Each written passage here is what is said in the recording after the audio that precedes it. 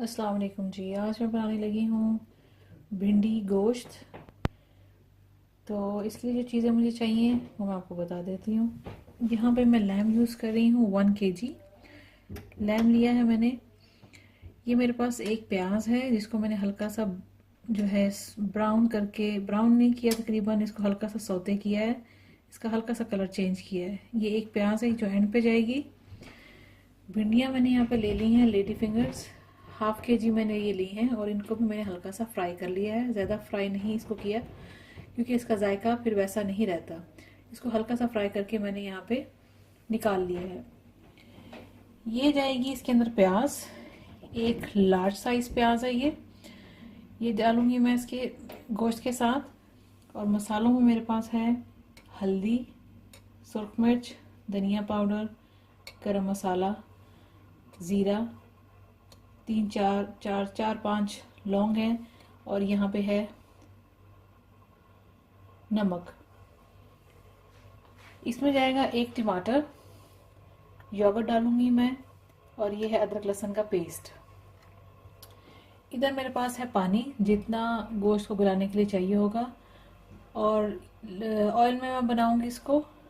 And पे डालने के लिए ये है 3 अदद मैंने ली हैं ग्रीन चिलीज और फ्रेश कोरिएंडर। तो चलिए इसको बनाना शुरू करते।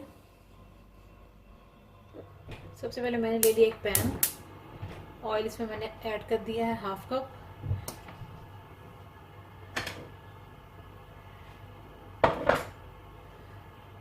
सबसे पहले मैं इसके अंदर ऐड कर दूंगी अदरक लहसुन का पेस्ट।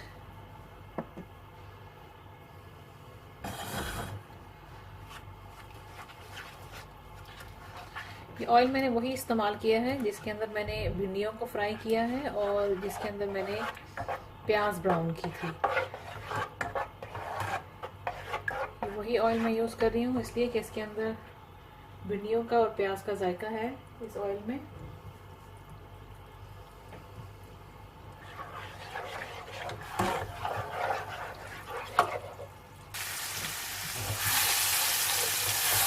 जिंजर गार्लिक हल्का सा फ्राई होने लगा है। अभी इसके अंदर लौंग डाल दूंगी मैं और क्यूमिन सीड्स, जीरा, ये डाल देंगे इसके अंदर।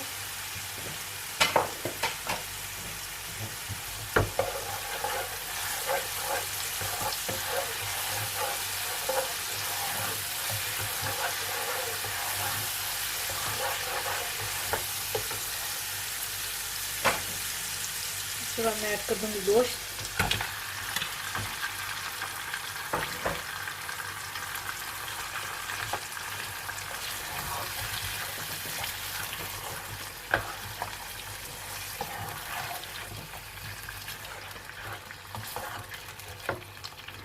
फ्लेम जो है वो मीडियम पर है।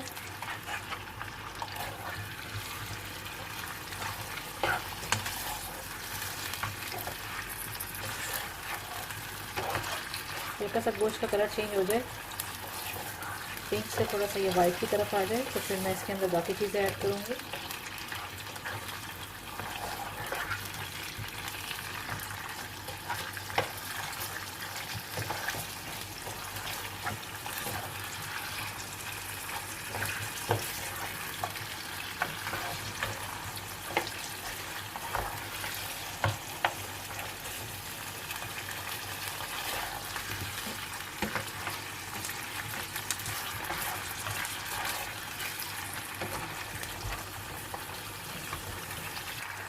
गोश्त जैसा कि आप देख सकते हैं कि गोश्त थोड़ा सा इसके अंदर फ्राई हो गया।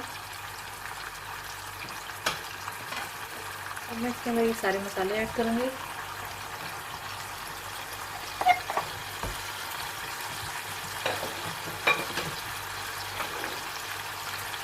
प्याज,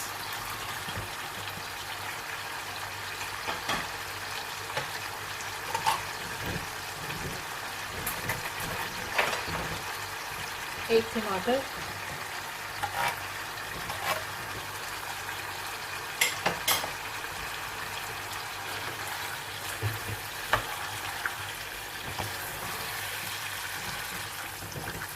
इसको अच्छे से कर लेंगे मिक्स।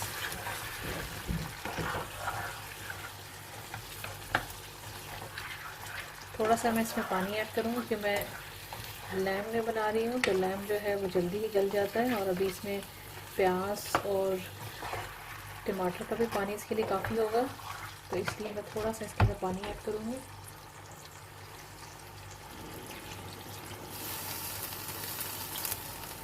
इतना पानी इसके लिए काफ़ी है।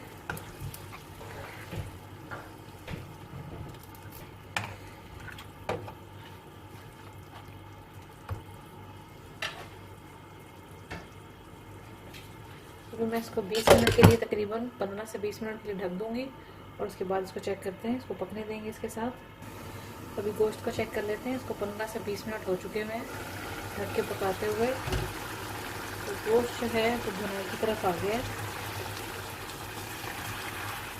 इसकी अच्छे से भुनाई करेंगे। इसमें डालूंगी मैं योगर्ट,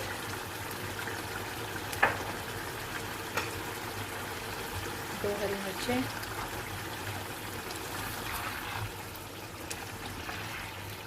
फ्लेम कर लेंगे थोड़ा सा हाई पे और इसको अच्छा सा भून लेंगे जब तक कि ऑयल इसके ऊपर नहीं आ जाता।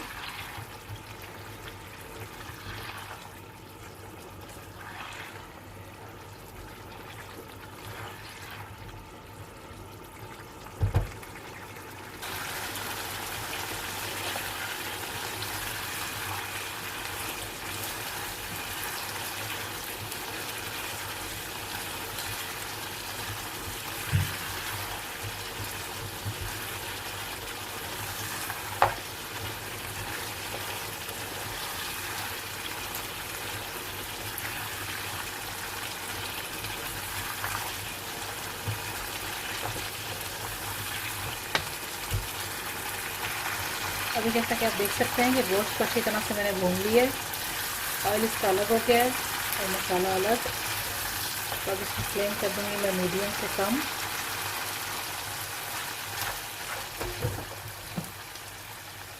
अब मैं इसके अंदर ऐड करूँगी जो भिंडियाँ मैंने फ्राई करके रखी थी, वो ऐड कर देंगे।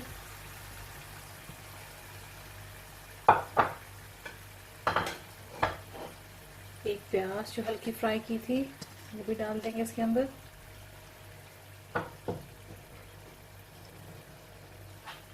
कुछ हरा धनिया डाल देंगे।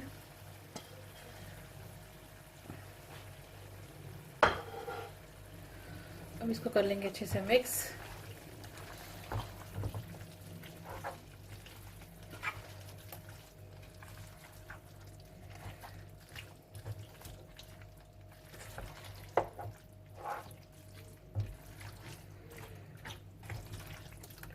मिक्स करने के बाद इसको मैं 5 से 6 मिनट हल्की आंच पे पकाऊंगी और उसके बाद फिर मैं आपको दिखाती हूँ। अभी इसको 5 से 6 मिनट हो चुके हैं, चेक कर लेते हैं। भिंडी गोश्त अच्छी तरह से पक चुका हुआ है। जैसे कि आप देख सकते हैं कि भिंडियाँ भी गल चुकी हुई हैं, क्योंकि ये ऑलरेडी हाफ डन तो थी क्योंकि हमने इसको फ्राई किया था। तो अब मैं इसको सर्विंग के लिए निकाल के फिर मैं आपको दिखाती हूँ और स्टोव कर देंगे बंद। भिंडी गोश्त को मैंने सर्विंग के लिए निकाल लिया है। जैसा कि आप देख सकते हैं कि कितनी इजी रेसिपी थी ये, और इसी तरह से आप भी ट्राई करें और बताएं कि आपको कैसी लगी है मेरी easy recipe. And thanks for watching the video.